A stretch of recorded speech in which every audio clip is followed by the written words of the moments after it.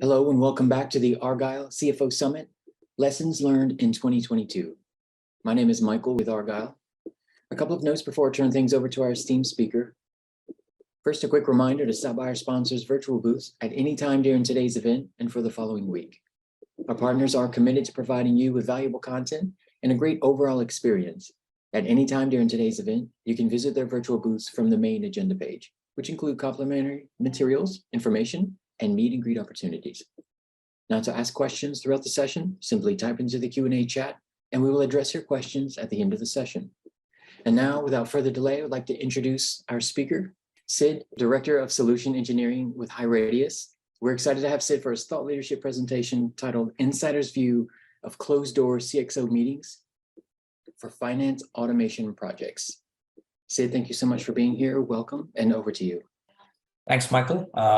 And it's great to be here. I'm pleased to be able to present this critical topic for the audience today. And we have a pretty packed agenda. We'll begin by reviewing the lessons learned from the pandemic and how they can be applied to fuel business growth.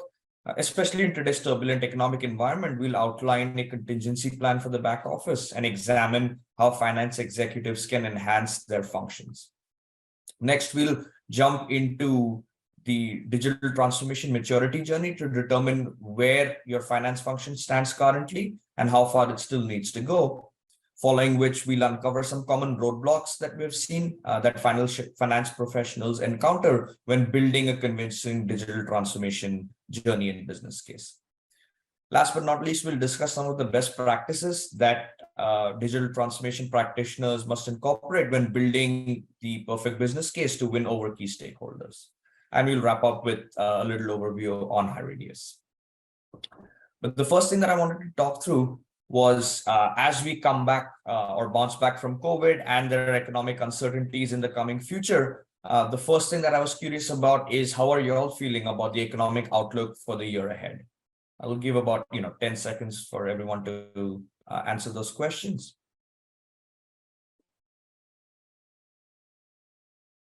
All right, it seems like a majority of you are concerned about a recession that's coming up in the 6 months, with the next in line being taking action in response to the economic downturn. So with that said, one of the things that we learned over the course of COVID to what we have currently is how companies and leaders have become far more agile in how they respond to economic upheavals, and executives are reflecting on their experience over the past few years. In fact, according to PwC, close to 70% of executives say that they're referring to lessons learned via playbooks developed during the pandemic. And more importantly, per Gartner, 94% of these executives want to maintain or accelerate the already intense pace of digital transformation that was sparked by the pandemic, since companies had to change the way they operate a lot of the times. But despite a wide range of business risks and mixed economic signals, companies are remaining focused on growth. In fact, PwC did a pulse survey earlier in 2022, and they found out that 83% of companies are focusing on their business strategy, focusing on growth more than any other objective. And amongst them, around 50% of the executives are increasing investments in digital transformation. But with that said, and following the response of the first poll question, we should reflect on the things that we've learned in the past. But at the same time, it's equally important to think about how we can make the finance function future-proof, right? And there are 3 critical steps that you as a leader can take in order to make sure your business continues to grow and perform well through a recession. The first is to accelerate digital transformation initiatives by utilizing modern tech such as predictive or autonomous tools to automate manual tasks. And then at the same time, let your team focus on more strategic or higher value-added initiatives. Next is to look at optimizing workflows by shifting your entire systems to cloud-based unified platforms for improved visibility and ease of use for your team. And then last but not least, you also want to make sure that the talent that you're hiring or that you have in place are being upskilled to be more digitally savvy. Because even though you have the right technology in place, if there's no user adoption, then it's not going to help you completely transform your business. And the first thing that is important when you're looking at a digital transformation journey is to understand where you stand with regards to your maturity in this space. Mid-sized businesses still typically tend to struggle by using, older technology stacks that can only provide a view into the past, but not necessarily where it is now. And what we've got right now is a dynamic digital maturity model to help you identify your current state and provide milestones for you to work towards as you begin scaling your business. On the bottom hand, you'll see, lagging. The lagging indicator that talks about having disparate systems, lacking integration, very siloed operations, all the way up to visionary, where you're kind of best in class, leading the industry, setting standards across the board for other companies by utilizing your best in class processes. So the key checkpoints on your road to a digital transformation journey is evaluating where you stand currently, since not every function will require the same amount of transformation. So the idea is you should be focusing on other finance functions if certain processes, like for example, treasury, are already best in class, and analyze those functions where you're lagging more, and to identify opportunities for improvement, or at least track those lower hanging fruit. And with that said, we'll get into our next poll question, which is just getting a feel for where you stand with your digital maturity within your company. And I think this is an interesting result. Nobody feels that they're visionaries in their spaces, with a majority being more formative and an even split on the remaining between lagging and progressive. So it seems like there's a lot of room for improvement. So as you chart these roadmaps for your company and projects that you're working on, it's important to understand what are the common roadblocks that companies face. And just to give you a bit of heads up, there are 5 common obstacles that people have encountered. The first is finding the right people in a limited talent pool. And according to the National Center for Middle Market, this is a big problem for about 65% of mid-sized businesses. Next is making sure that you're using the right tools, because traditional tools and legacy softwares are not going to give you what you need as far as deriving the right business insights to make decisions for your company. And lack of knowledge in general about what best-in-class tools can do for your company is a barrier for about 55% of the mid-market companies. Next in line is looking at budget constraints. There are a lot of different projects that happen, and justifying investments in technology as operational expenses can become an issue. And digital transformation efforts are considered too expensive by about almost half of the mid-sized businesses within the space. The fourth one, actually, there's one more after this, but lack of cross-functional collaboration on digital transformation initiatives can also be a big hindrance, because you don't realize the full potential unless you're making sure that all departments are collaborating with each other. And to add on to this, getting senior management support for a digital transformation journey is an obstacle for about 40% of mid-sized businesses. And then last but not least, having multiple projects within your pipeline might make it difficult to dedicate extra resources needed to this project, which has become an issue for about 45% of the companies that were surveyed. So with that said, what we can do is jump into looking at the right way to create a business case so that you're able to successfully initiate and, of course, complete a digital transformation journey. And the most important thing is having executive buy-in, or at least collaboration, between 2 key executives within your C-suite, which is the CFO and CIO. And both the CFO and these 2 members of the C-suite have a bird's eye view of the business. And when they work hand in hand, it's almost like a force multiplier to get the business running with the best possible efficiency. The CIO may have to revamp the organization's IT structure to make it more agile and cost effective, whereas the CFO can focus a lot more on making sure that there is an ROI in place, replacement costs, depreciation rates, amongst other things, to essentially make sure that this project is viable. And according to Accenture, a recent report that they just released confirms that cross-functional collaboration on digital transformation investments leads to almost a 13 times greater revenue gain. And as you can see from the visual here, champions are firms that have leveraged best-in-class finance tools, as opposed to others, peer organizations who haven't and don't see as much gain within the revenue streams. The next thing to look at is assessing and presenting the cost of inaction, because a lot of times when you're charting this future journey, you also have to look at your current state, right? Stakeholders expect world-changing innovation to happen without risk, costs, or failures, which is simply not true. But taking part in this exercise can help you overcome this fear of, the risks and balancing it out against the potential benefits. And this exercise is nothing but evaluating the present cost of inaction, of not doing a digital transformation journey in a specific time frame, which is looking at, maybe things, how things will be 6 months down the line, or maybe even 18 months down the line. And more often than not, you'll see that there is an increasing cost to that inaction, whether it's having to increase headcount, ad hoc tracking of business activities, or even financial impacts of these things like an increase in DSO.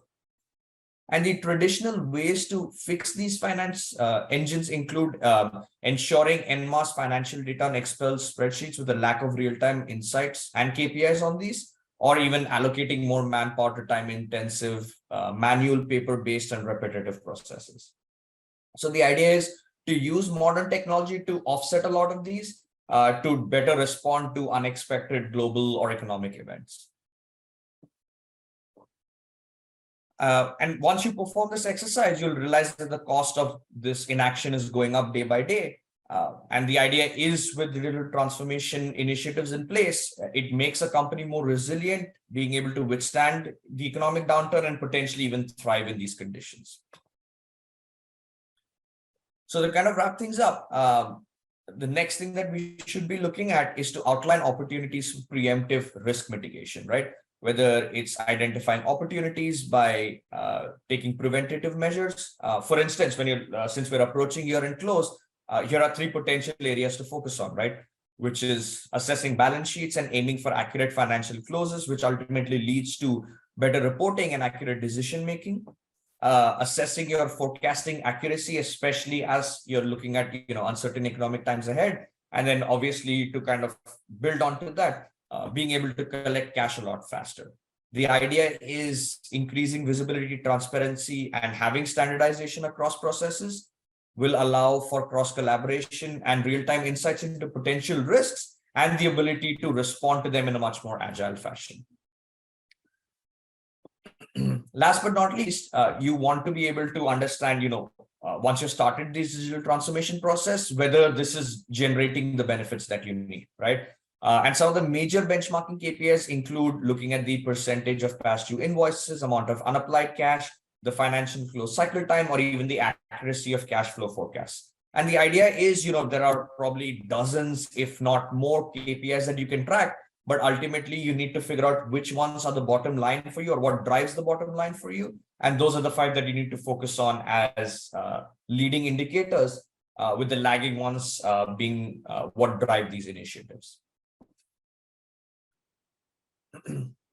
With that said, another important thing to note is that all of these metrics are interconnected. So an improvement in one of them is going to impact the other ones, or potentially, a negative trend on one of them will end up impacting the others. Like, for example, when you increase the amount of unapplied cash, that's probably going to increase your past due invoices or even lower the accuracy of cash forecasts, potentially even leading to an increase in the financial close cycle time. But with that said, the next thing that I wanted to understand from you all is, in an ideal world with no obstacles, which of these finance functions would you like to digitally transform, or at least start with?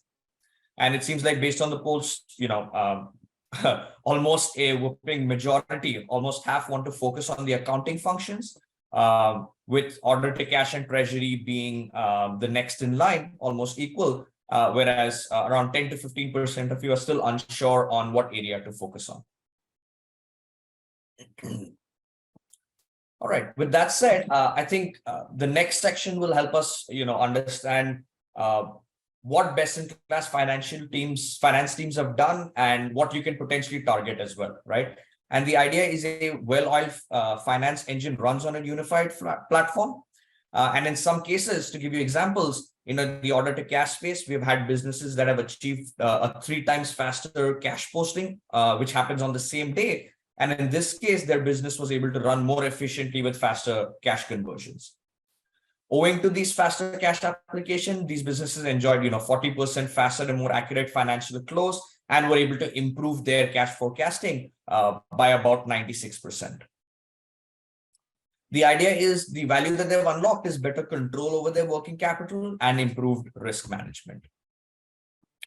With that said, the next poll question that I wanted to jump into was, were you interested in talking about building a digital transformation roadmap with a high radius expert?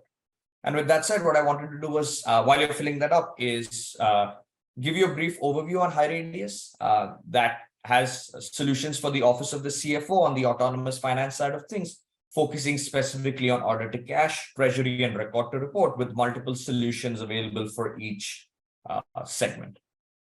And high radius is the market leader in the software space. We've been rated as best in class by Gartner, as well as the preferred CFO tech partner for a lot of the consulting firms that we partner with, whether it's Deloitte, EY, Genpact, PwC, amongst others. We have over 3,000 employees scattered across multiple countries, with $3.1 billion in transactions that we process across all of our customers, with a $450 million valuation raised. And then last but not least, we operate across 90 countries, and we're trusted by leading mid-market sized businesses.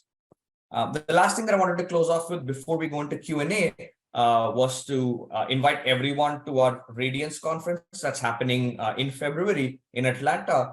And the idea is this is, a very much peer-led conference where you'll have the ability to meet 1,000+ finance and accounting professionals, have access to over 50 peer-led sessions, workshops, and panel discussions, a lot of networking opportunities with key session tracks, for specific spaces, whether you're looking at accounts receivables, treasury, accounting, as well as GBS shared services, as well as a look into emerging technologies. So with that said, I think we'll jump into Q&A, and I'll hand it off to Michael to lead us off on that. Thank you, Sid, for an insightful presentation. And as a reminder, audience members can still enter questions. We're now going to review some of the questions that came through. Yeah, our first question, Sid, is how do we find the right people for DX? Yeah, and that's a pretty loaded question, right? When you're looking at the right people for DX, there are a couple of ways of breaking that down. The first is identifying people who have the experience to do it, right? Whether you're looking at someone who has worked with a lot of software in the past or has it on their profile, or people who are willing to learn to transform and adapt to the new day and age. So a combination of those two is probably going to help you find the right people. And then in order to support that, you should also be finding the right digital partner, right? Whether you're looking at consulting firms who can give you an idea of where you stand right now and what's possible, or even finding the right software vendor that can help you accelerate some of those plans as well. Excellent, thank you.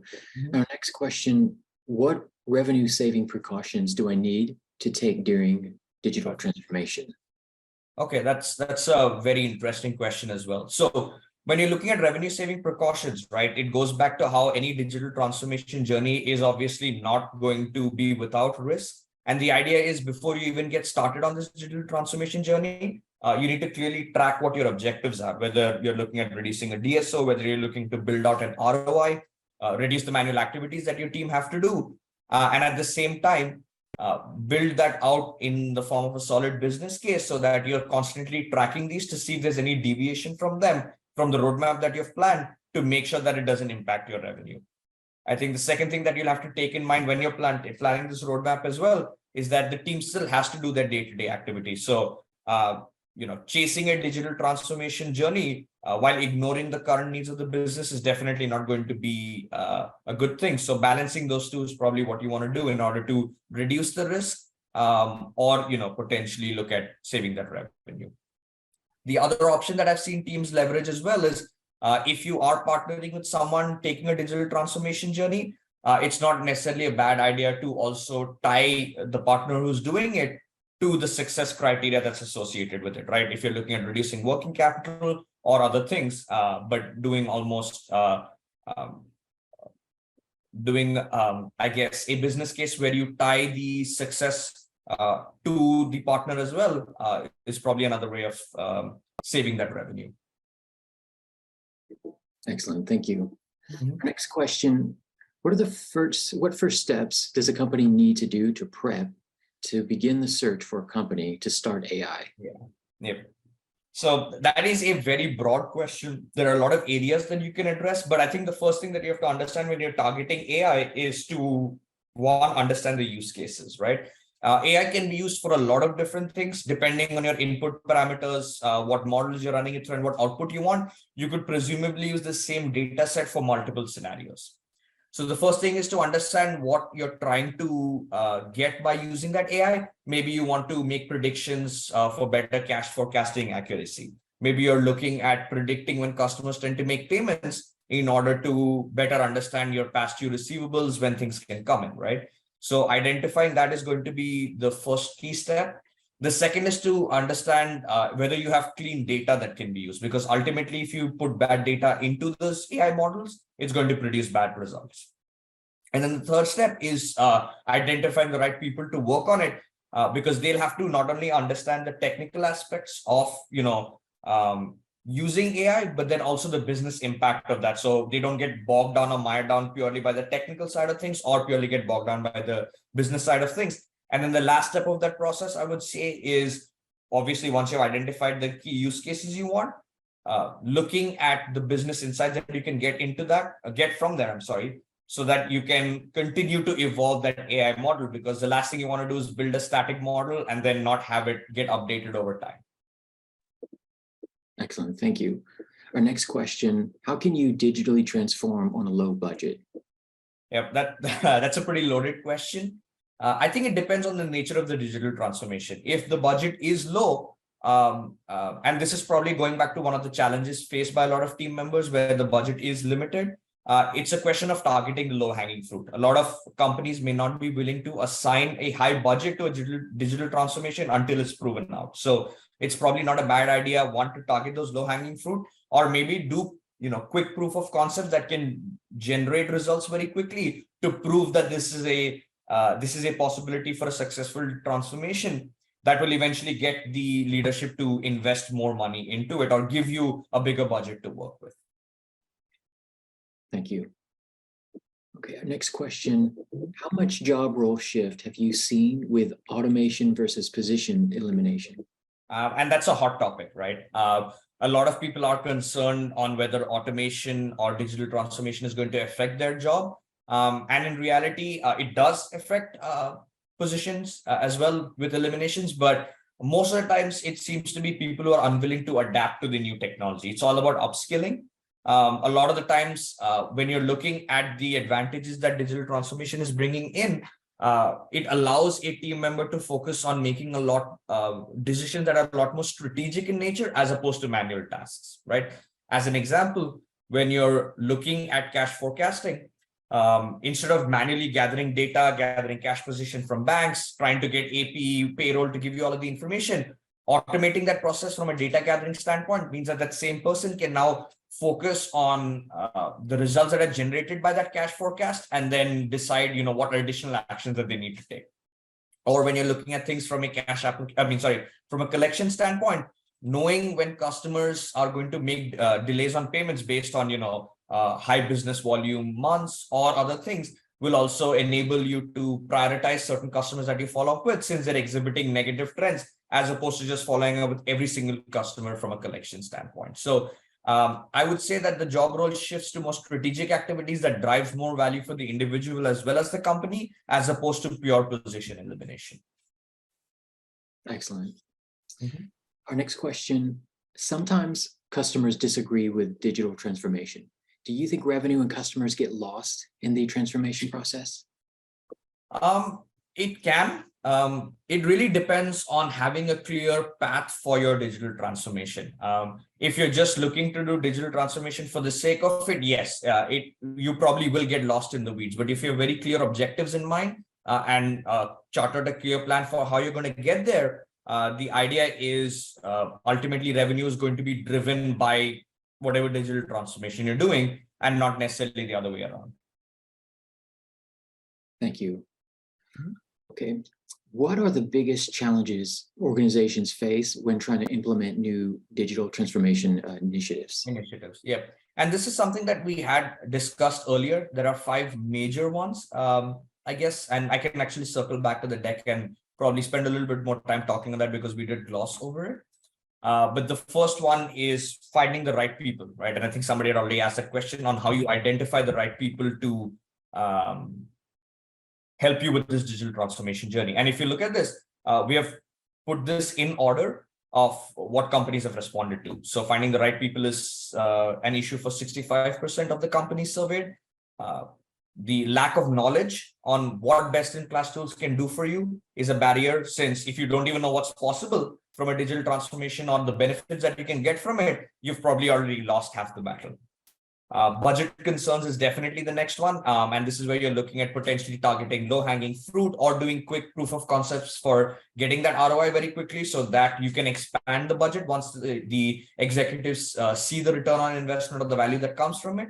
And then, of course, all of these different functions are correlated to each other. So if there's lack of collaboration, that is definitely going to impact it, whether it's IT, building things independently from order to cash side of things, or treasury, or even accounting side of things. And of course, last but not least, having multiple projects that are going on and not being able to dedicate resources.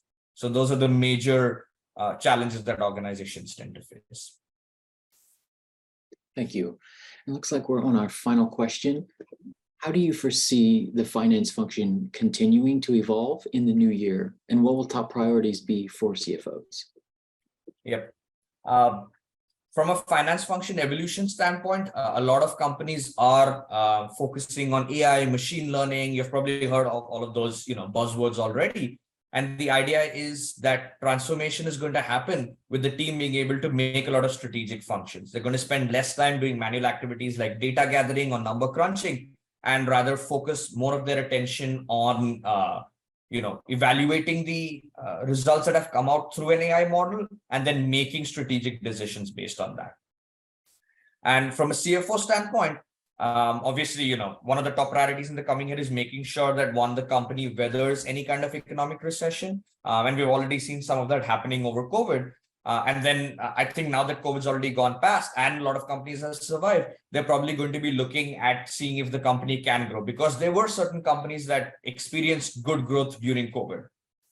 I think from a top priority standpoint, apart from what we already discussed, CFOs are going to be focusing on digital transformation, moving to cloud platforms, adopting new technologies to be a lot more agile and be able to grow their businesses aggressively. Thank you so much for being here. It's a wonderful presentation, Sid. We really appreciate it. I also want to thank everyone else for joining us for this fantastic thought leadership. Now, this session, along with all of today's content, will be available on demand following the event. Thank you so much.